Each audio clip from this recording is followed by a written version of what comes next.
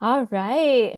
Welcome everyone to the Live Better Longer webinar, which is a joint effort between AFAR and prevention. The topic at hand today is money on the mind, and we'll be exploring cognition and financial decisions and how the aging brain affects our financial decision making as we get older.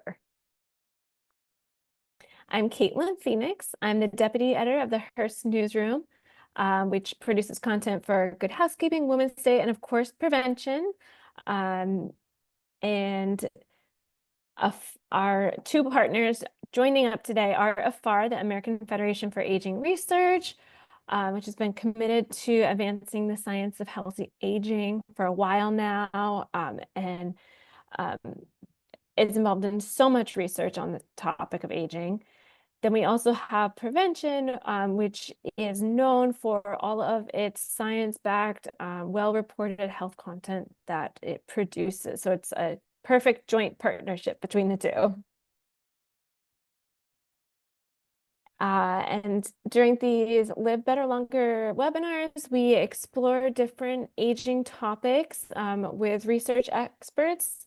And just as a reminder that the research and opinions offered during this webinar are for educational purposes only. They're not intended to serve as medical or pharmaceutical advice. AFAR and prevention strongly encourage viewers to consult with their primary care physicians regarding any therapeutics that are mentioned during this event. And I am honored to be joined today by Duke Han.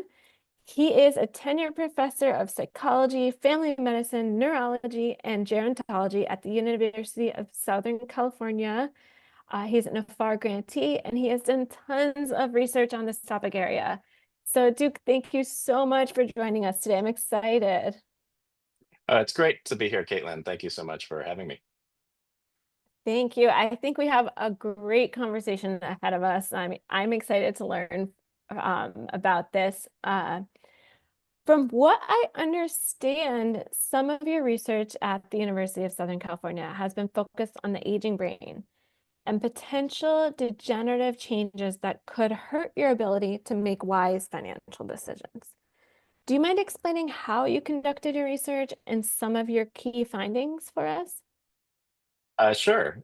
So I'll start off by sharing that I first became interested in this topic through my work as a clinical neuropsychologist.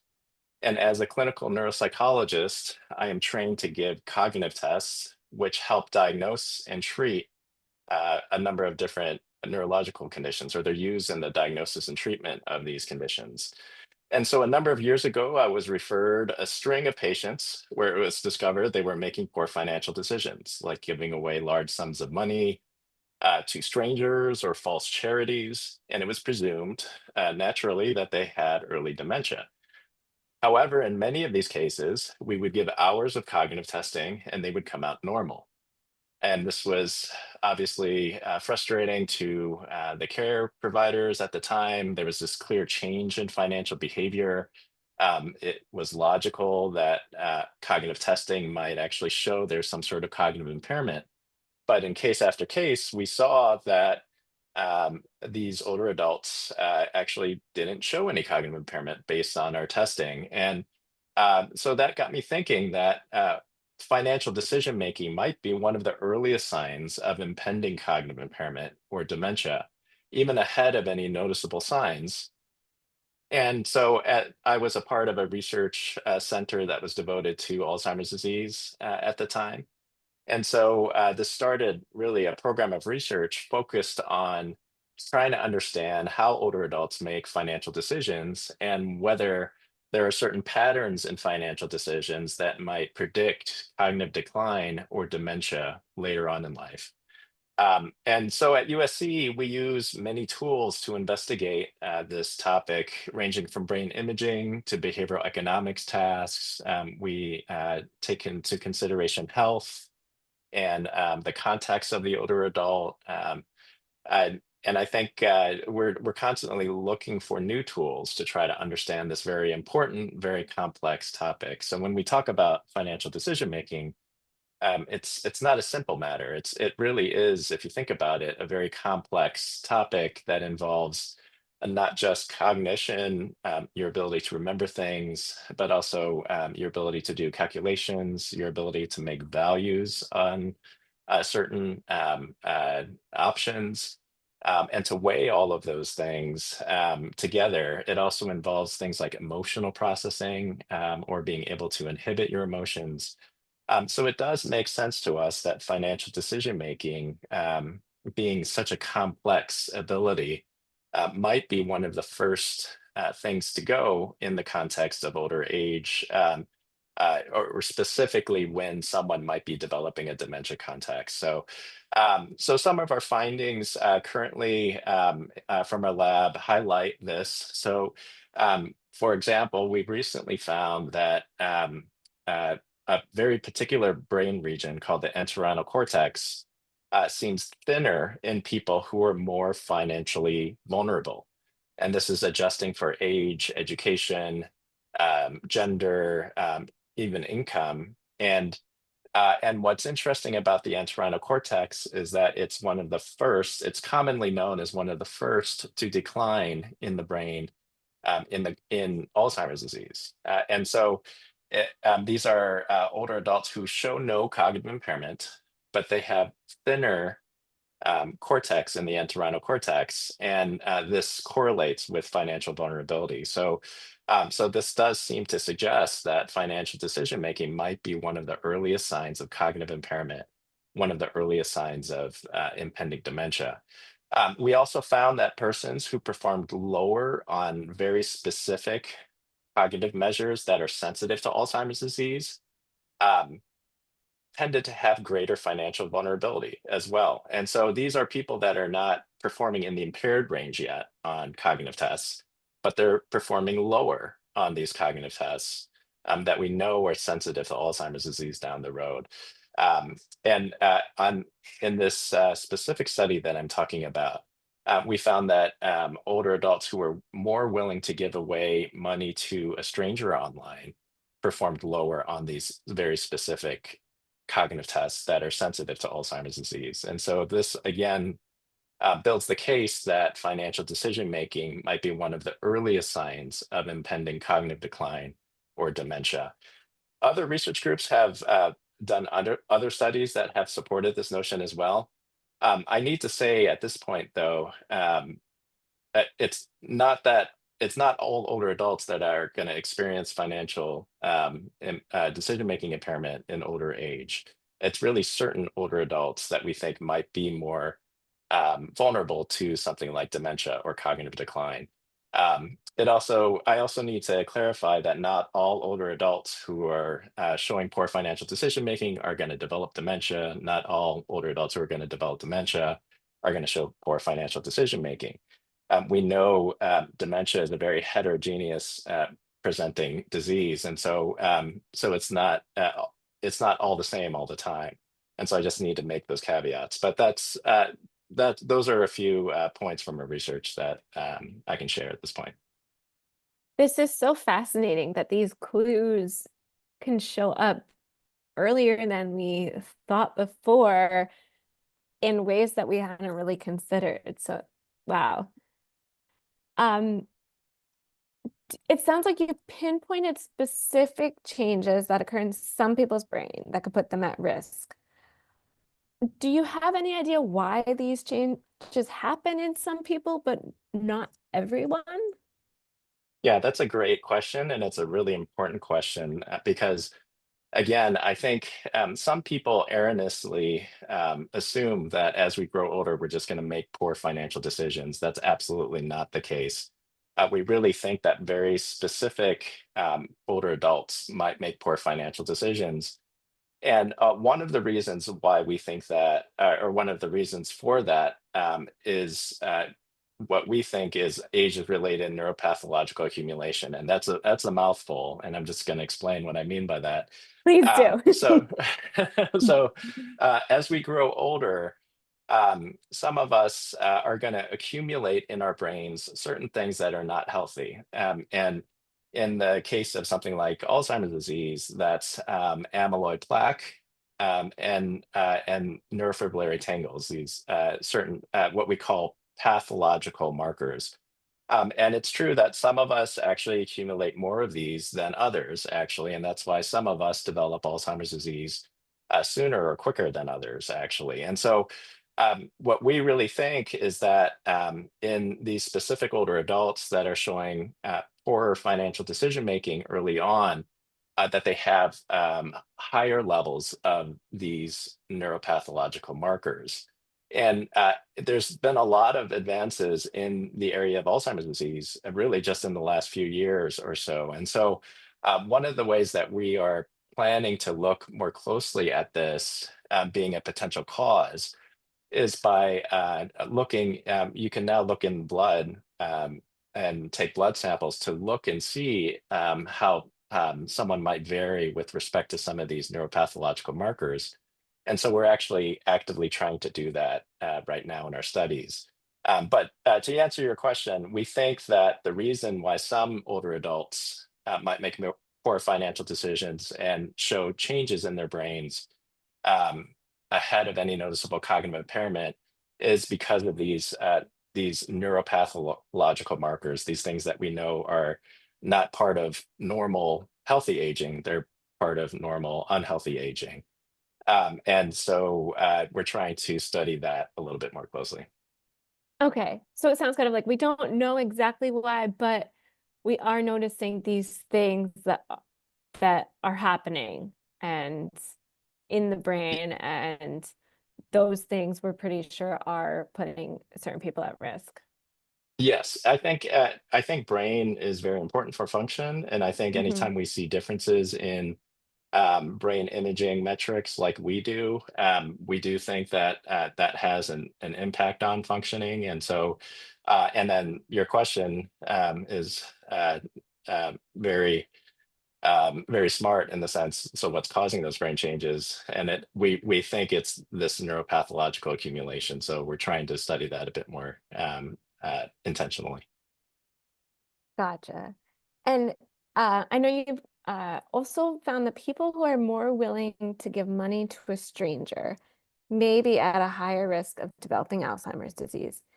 Is there any relationship between this compromised financial decision making or vulnerability to fraud with other conditions of cognitive decline, like Alzheimer's and dementia? Yeah, so I think most people in my field, at least, accept the notion that if someone's showing very severe cognitive impairment, that they're going to actually be at risk for making poor financial decisions. And we and others have published studies showing that actually that significant cognitive impairment does have an impact on someone's ability to make financial decisions. Um, so we definitely think that a severe condition like Alzheimer's dementia or other types of dementia could have an impact on financial decision making. I will say though, again, it's a disease that changes over time. It's progressive, what we Mhm. call progressive, and so just because someone's diagnosed in an early stage dementia doesn't necessarily mean that they can't, um, uh, make good financial decisions.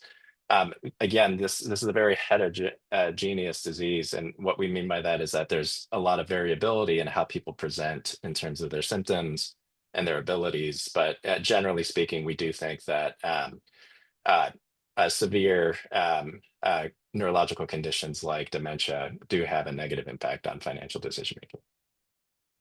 Gotcha.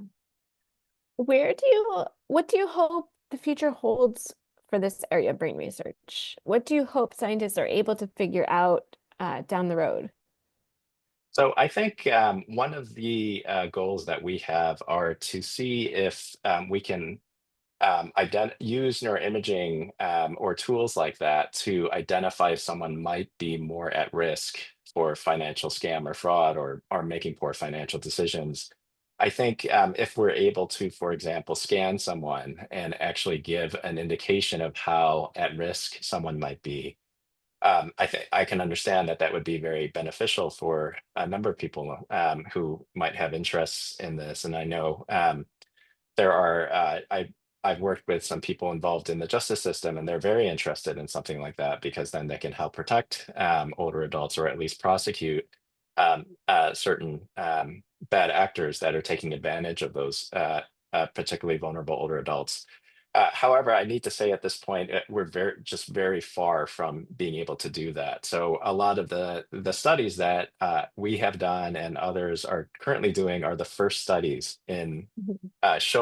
showing these associations. And actually, this for your listeners here, in science, we don't really consider something fact just based on a single study. Um, we really want to see certain finding replicated in different groups of people by different laboratories. Then we have more confidence in a particular finding. And so, since a lot of the work that we're doing is some of the first studies in this area, we really want to see this replicated in other laboratories and in other people groups, actually, before we really want to take it and run with it. We're doing some of that ourselves, actually, where it's nice because we're starting to see some replication of some of the work that we're doing. But we're still, I think, many years from being able to use a brain MRI to help diagnose or figure out if someone is at risk for financial vulnerability or financial or poor financial decision making. So that's one, I think, eventual goal that we might get to. I think another one is there's at least in the circles I'm in, there's a big interest in trying to develop a scale or a clinical measure of financial vulnerability. And that's something that I think a number of people are working on and are working on pretty aggressively. So we may have something, some measures along those lines sooner rather than later. So yeah, so those are a couple future directions I see of this particular area of research. I think It's some other, oh, go ahead. no, no, keep going. Yeah, I think some other future directions are we really need to see what some of these associations look like in more diverse populations, more representative populations, and we want to see more cause and effect in the science. You know, one thing causing something else. Um, Again, a lot of these studies are actually very new, and so until we get more of that kind of work, I think you know we're still a little bit young in our understanding of all this. It sounds like it's early on, but it's also an exciting time. Like the future is wide open, and the possibilities for where this could go are pretty cool. Yeah, I think so too, and I think there's more and more. There are more and more investigators trying to look at this. There are more and more research groups looking at this at different angles, looking at different types of scam and fraud and how people might be vulnerable to those. Uh, yeah, I think it's an exciting time right now to see if we can understand this better. Right now, what are the biggest takeaways for the average person? How can we protect our brains? What red flags should we be looking for in our behaviors to spot cognitive decline?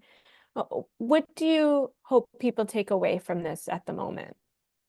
Yeah, I think this is a great question, and I'm always interested in the practical takeaways of something. So I would say for the average person listening, or seeing this, anything that promotes brain health in older age will have positive effects on financial decision making in older age. A lot of our work is focused on brain imaging and brain correlates of financial decision making in older age, and we're seeing a lot of them.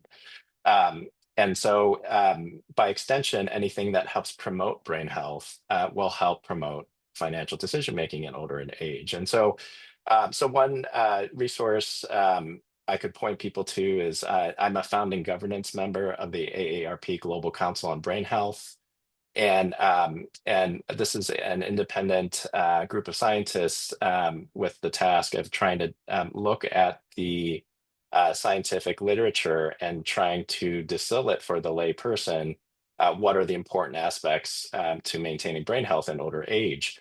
And so we've worked on a number of different topics related to this, and all of the resources are freely available if you go to www.globalcouncilonbrainhealth.org. Um, there's info packets on specific topics that are relevant to brain health in older age. Um, to make this more specific, anything that helps promote physical activity or physical fitness helps brain health in older age. Also, cognitive activity, social activity, having a good diet, getting good sleep, all of these things help promote brain health in older age. And it's never too late or too early, really, to start, actually. And you can always do something incrementally more than what you're doing to help promote brain health. Um, in terms of red flags, I think our work and others have really pointed to the fact that financial decision making might be one of the first areas that impending cognitive impairment might happen, actually. And so I think uh, if someone's starting to show poor financial decision making or becomes the victim of scam or fraud, that could be a sign of something like cognitive impairment. Um, but it's not always the case. And this is another important point I need to say. The people committing the scam and fraud and financial exploitation are just getting more and more savvy. Um, and we have people in our research study where they've been the victims of scam or fraud, and there's really nothing wrong with them. There's no cognitive impairment, there's no signs of brain dysfunction, and it's really because the people committing the scam or fraud or financial exploitation are just getting more savvy and know how to pull out the right strings, actually. So I need to very clearly say, just because someone experiences scam or fraud or financial exploitation, it doesn't necessarily mean they're going to cognitively decline. Um, there's really this other that needs to be considered in our discussion of all this. That and by other, I mean that person actually committing the crime. So I think those are some things to look out for. But other behaviors to spot cognitive decline. I think just because financial decision making is a complex behavior, I think other complex behaviors could also maybe be indicators of cognitive decline. So if someone, for example, is starting to get into more car accidents, we know driving is a complex behavior as well.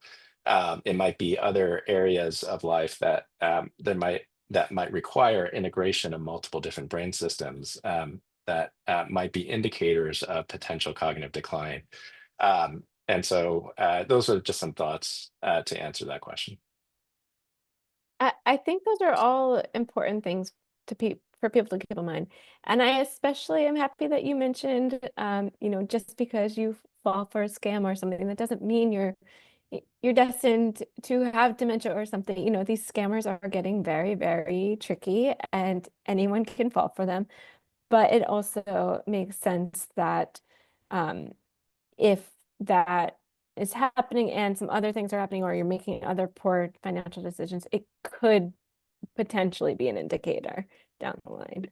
Yeah, I think if there's a habit or a pattern of something Hmm. happening, I think it's a little bit different than an individual sort of Yeah, experience. And I think that might be one way to make a distinction. But yeah, yeah, we have lots of people. Our study currently interviews people who've been the victims of scam or fraud or financial exploitation, and those that have not.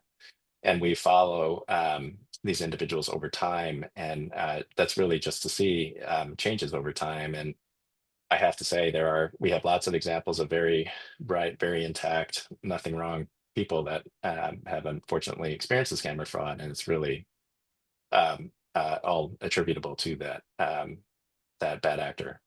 yeah, yeah. Um, we we have one question here. What we Mhm. don't want to be prescriptive. What advice would you give regarding over-the-counter supplements or vitamins that people hear about for brain health.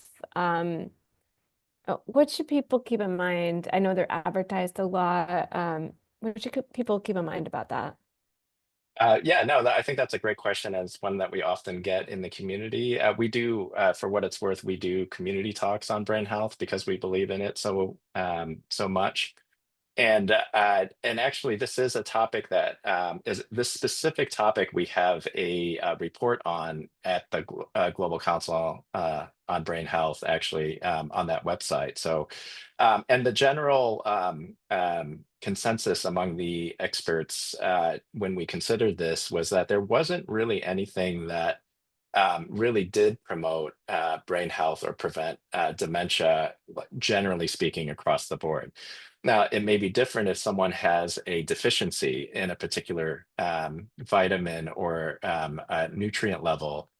Lots of examples of how that could cause cognitive decline or cognitive impairment. But generally speaking, at least from when we reviewed what was out there, there's really not much of anything that really shows a significantly huge brain benefit.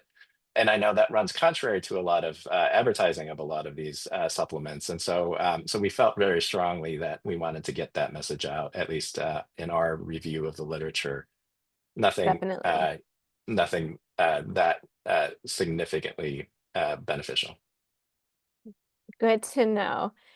We have another question here. In your studies or in other studies, are you seeing if this is an issue impacting all communities, or are any cultural or socioeconomic groups more vulnerable? How much does access to healthcare or social services impact this vulnerability? Yeah, that's a great question. So I am very interested in these considerations in different racial and cultural groups, actually. And it's commonly known that older minoritized adults actually experience more scam and fraud, actually. Um, and we have a paper actually showing that it's not because older minoritized people groups are more susceptible. And we argue that it's because they're targeted more. They're targeted Mhm. more by those bad actors. This is an area and a topic that we're continuing to do work in and we're really interested in. We think that financial decision making is different based on context, based on culture, based on families, and these are all really important contextual factors that we need to consider. It's not all the same for everyone, and I can just share. We see financial literacy as an important factor as for making good financial decisions. And the level of financial literacy or the access to financial literacy varies greatly in terms of socioeconomic status, who gets that information. And it's incredibly important because we also see that as something that completely explains any racial differences in financial decision making. And we have a paper showing just that financial literacy helps explain away any racial differences in financial decision making. And so that points to the importance of financial literacy for equity considerations. If we want people to make optimal financial decisions, then we really need to open access to all people to develop financial literacy. So these are really important considerations, and we're trying to think through all of these a bit more, and we have a lot more to do and a long road ahead, but great question, and I really appreciate that. So thanks for asking it. For our audience, do you mind defining what financial literacy is? And Yeah, what, yeah. yeah, great question. So by financial literacy, we consider it as conceptual knowledge that helps the ability to make a decision. So it could include things like your ability to do numerical calculations, but really we consider it more your knowledge base, essentially, your knowledge base about financial matters. And It's interesting. Financial literacy is not something that's taught in school readily, unless you're an economist or something like that. It's not part of like the high school or sort of um, middle school and elementary school tracked system in the United States. So where do people get this information, right? And they get it from their families, from their social Hmm. groups. It really and it makes we in our work it really makes a big difference, honestly, in terms of how people make decisions. So um, from our perspective, we want that equal access. We want that everyone to have the ability to develop that.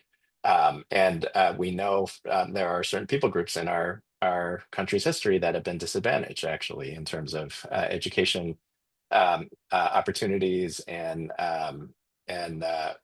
other opportunities. So it really points to this idea that just like we develop just normal literacy in a particular topic, and that literacy helps us get by in life.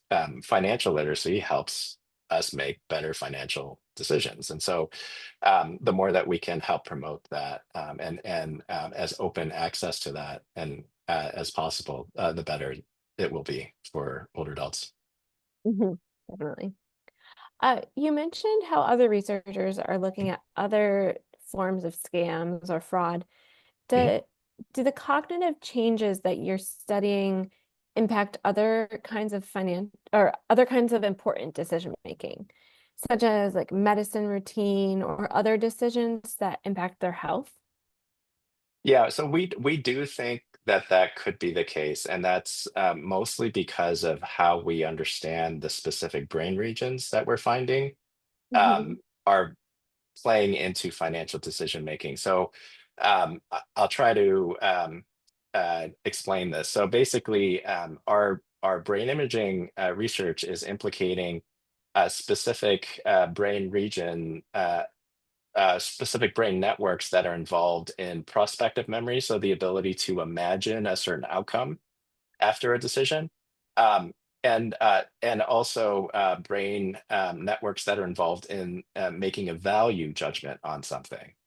And so, if you think about it, being able to imagine a certain outcome and making a value judgment on something doesn't have to be tied to finances. It could be tied to any decision, a decision in terms of health, social decisions, things like that. And all these same brain regions are actually implicated in those other types of decisions. So we do think our work has implications for other types of decisions. We just haven't really focused on those other decisions as of yet. So, yeah, no, that's a great question and comment. So yeah, it definitely sounds like, um, yeah, there's so much to explore here. Yeah. Um, We have another question from the audience. Is there any evidence that specific diets lessen the risk of developing the plaque that you mentioned? From what I understand, we do have knowledge about certain diets being involved in brain health and in cognition and cognitive decline. So the Mediterranean diet is one that often gets a lot of attention, and that's a diet that's high in fish and fruits and vegetables and whole grains. And there's other diets that are sort of similar to that have been found actually to be associated with less cognitive decline in older age, and the presumption being also less of these neuropathological markers. Also, because we do believe, again, that these neuropathological markers are the reason why people experience brain changes or cognitive decline fundamentally in older age.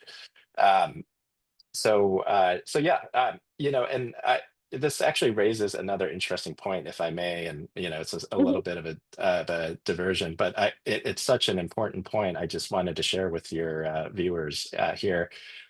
So there's a really great scientific paper that points to the fact that so a lot of people assume that there's going to be a decline in as we grow older in cognition.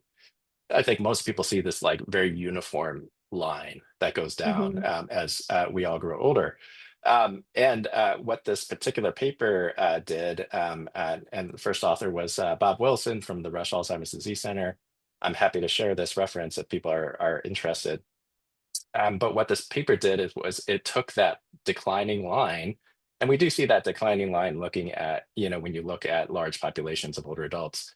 But what it did was it statistically removed all the neuropathological markers that we know for the most part. So it removed the influence of amyloid, tau, TDP-43, microvascular changes, these things that we know that happen that are wrong or pathological in aging. And once you statistically remove each one of those known pathological markers, what you get is not a declining line anymore. You get a flat line when it comes to cognition into older age. And so what that points to is the importance of, it's not that aging is associated with cognitive decline, it's actually these neuropathological markers that cause cognitive decline. Because if you statistically remove the impact of these neuropathological, these pathological aspects of aging, you get a flat line in terms of cognition. You maintain your cognition into older age. There's a little bit of a dip right before death, actually, because these studies follow older adults until they die. So there's a very slight dip right before death, but for the most part, it's just flat. And so it's not correct, in my opinion, to say that aging is always associated with cognitive decline. It's actually, if someone starts having these neuropathological markers, then you start getting that cognitive decline. A lot of older adults do have these neuropathological markers. That's why overall you see this decline. But it's an interesting point to make that if you focus on brain health, if you do the things that are important for brain health, it helps reduce those neuropathological markers in the brain, and therefore it helps reduce cognitive decline as we grow older. Yeah, so that's an important point I just wanted to come back to. And I think it's inspiring, frankly, for all of us to do what we can, do what we need to maintain our brain health in older age. Because I think a lot of people have this fatalistic notion that I'm going to get older, my cognition's going to decline. I don't know if people know this, but only 35% of people over age 85 have Alzheimer's disease. And only 25% of those over age 80 have mild cognitive impairment. That means the vast majority of older adults do not have those things, actually. And so I really just wanted to drive home this point that as we grow older, there's a lot we can do actually to maintain our brain health, maintain our cognition. And I hope that people take some inspiration in that and don't automatically assume that things are going to get worse. I like that. You don't have to look at aging as this doom and gloom thing. Mhm. It doesn't have to be that way. Yeah, exactly. Yeah, no, and I think there's a lot that we can do. Actually, there's instances of people getting better in terms of aging. Their brains getting stronger in aging, and their cognition getting stronger. So yeah, I think it's this ageist view that everything's just going to get worse is just frankly not it's not helpful, and it's not all true. So I Mhm. think it's just something important for I think all of us to keep in mind. Yeah. This is a question from our audience. Can you talk a bit more about the cognitive tests, where lower scores indicate people at higher risk of poor financial decision making? Also, would people who make poor decisions due to brain changes be considered to have a mild cognitive impairment? So the second question I'll answer, and I'll say it doesn't just because someone's having brain changes doesn't mean that they have mild cognitive impairment. Actually, so we have research showing from the National Institute on Aging, showing that people show brain changes sometimes years ahead of any sort of noticeable cognitive change, actually. And so I did want to say that just because we might see something on brain imaging doesn't necessarily mean someone's going to have cognitive impairment.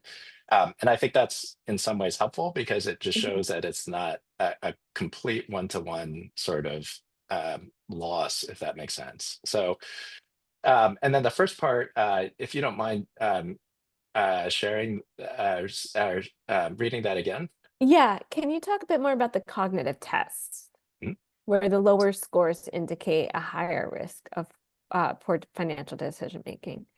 So maybe Uh, they're asking like what those tests might be or something.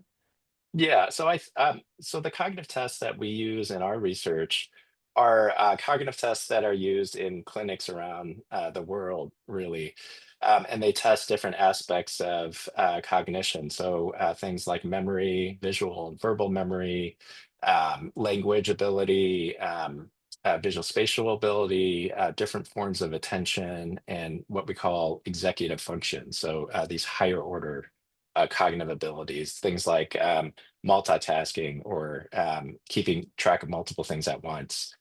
Those are the cognitive tests that we use, and they're all very standardized cognitive tests that are used to help diagnose things like dementia or Mhm. brain injury or some other neurological condition.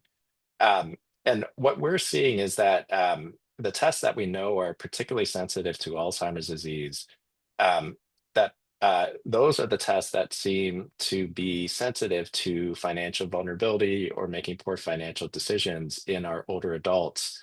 And it's interesting because our study we're studying at USC, we're studying older adults who have no real clear signs of cognitive impairment yet. And so what we're seeing is that older adults who are financially vulnerable in our studies are performing, uh, they're not in the impaired range yet, but they're performing lower on these measures that are also sensitive to Alzheimer's disease. Huh. Another question from the audience. Let's see. It's about artificial intelligence. So it says the bad Okay. guys will use AI to their advantage when trying to Y- take advantage of someone. So mhm. the question is whether AI or other emerging tech can or will be used as a defensive mechanism being to aid those being affected by cognitive decline. So Uh, Yeah, I so don't, I think I understand that okay. if if AI or machine learning can be used to help and I think just like any Yes, other yes. technological advances, I do think that there are ways that AI and machine learning could help actually protect against or help an older adult who's experiencing cognitive decline help sift through what may be a scam versus what may be real. And I think, that is just one example that comes to mind. But like all new technologies, it's a double-edged sword. So we also know that these bad actors are using AI and machine learning um, to nefarious ends and actually making more compelling sort of material to try to convince older adults to give money. One very concrete example is the well-known grandparent scam, where someone contacts an older adult and says, your grandchild is in a prison in some foreign country. If you don't send money, then they'll be stuck there for a long time. And I recently heard that that bad actors are actually using deep fake technology to actually use pictures or images of these grandchildren or loved ones in what look like prisons and things like that. So to kind of make this point, actually, so technology has always been a double-edged sword. I think Mhm. all of us experience the constant scam calls on our phone calls. On the one hand, we get more scam phone calls. On the other hand, technology companies are also getting smarter and trying to head those off. So I think in the Mhm. same way, AI could be used to try to identify when something really just does not seem real or legitimate, and that could be a good use of AI in this case. But yeah, this technology has always been a double-edged sword when it comes to financial scam and fraud of older adults. Mhm. And this is along questions along those same lines, along with like AI and machine learning. Can you tell us more about how other providers or industries who work with older adults, such as banks, social workers, doctors, how they're using this research or collaborating with you? So I actually So I think there is a lot of interest by banks and companies and financial companies in trying to protect older adults from being taken advantage of. And I think things are still at an early stage for how, Hmm. at a broad level, like a bank, they might use some of this knowledge to try to help protect their older adults who have money in the banks. And so and I think the same goes for private companies. And there's always sort of a sort of a pull between agency and letting people do what they want. And so that's something that is a constant topic to navigate.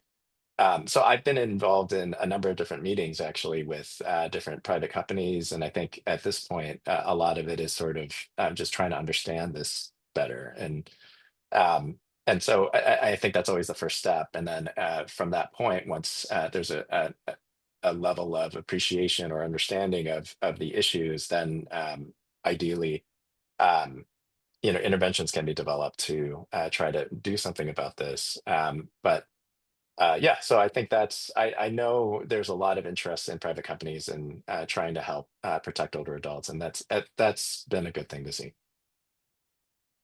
Um, I have one more question to wrap up with, and it's actually one that Mhm. we touched on in the article you helped with for prevention.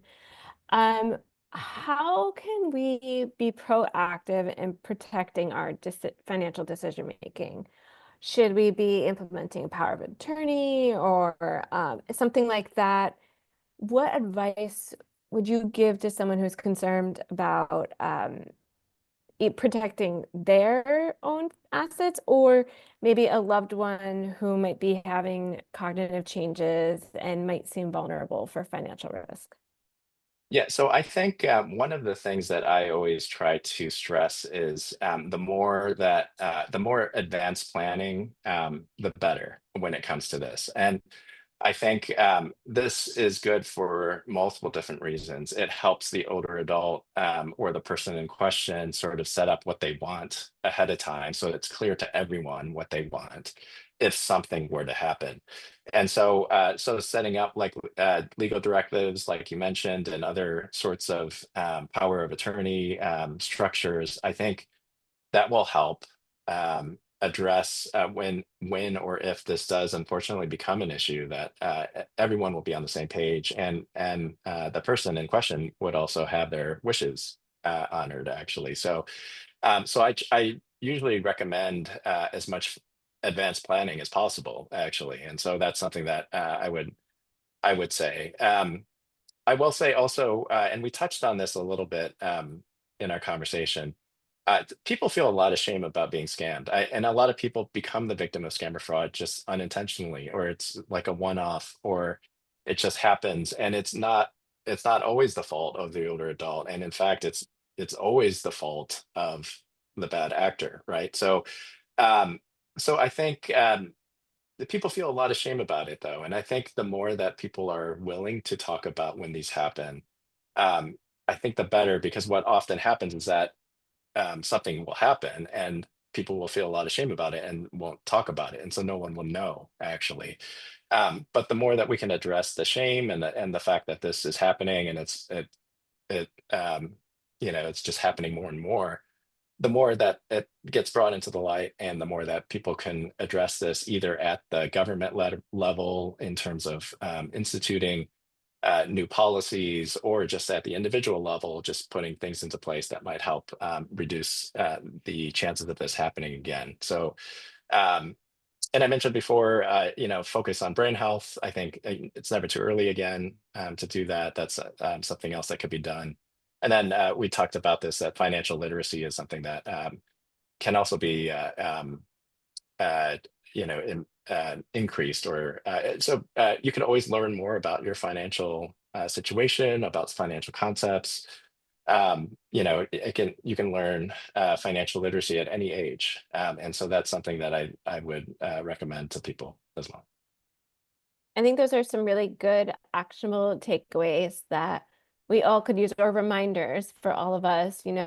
It's so easy to just put off the legal directives. Oh, we'll do it next month when I'm less busy, but it's important to get that stuff taken care of now so that you're ready if in case something happens. Yeah, I agree. Um, Duke, thank you so much for your time today. I thought this was really interesting. I learned a lot, so thank you. I appreciate it. I hope everyone else at home did. Again, more emails will go out afterwards with some of the links that we talked about and the recording.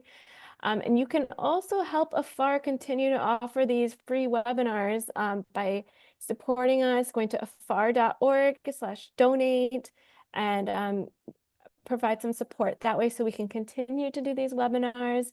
Again, thank you so much to everyone for joining us today.